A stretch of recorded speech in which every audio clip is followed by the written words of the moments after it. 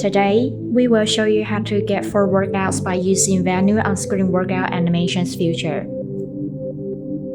First, press the Action key on the upper right. Enter the activity menu. Select an activity like yoga. Swipe up and select Workout. Select an activity you would like to do. Select the workout.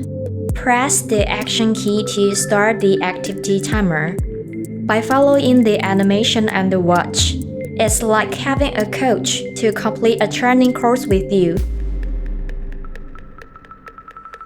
The watch is preloaded with 12 kinds of instructional animations, such as stretch, yoga, and so on. There are additional 33 practice animations. They could be downloaded free from Garmin Connect app. Open Garmin Connect app. Select More in the lower right. Select Training. Select Workouts. Select Find a Workout. Here, you can swipe up to browse the workouts that you need. Or, by clicking the inverted triangle light icon, you can filter the training content to quickly find out the training type you prefer. Select Apply. Select the course you would like to do. Select Save to My Workouts. Select the Send to Device icon.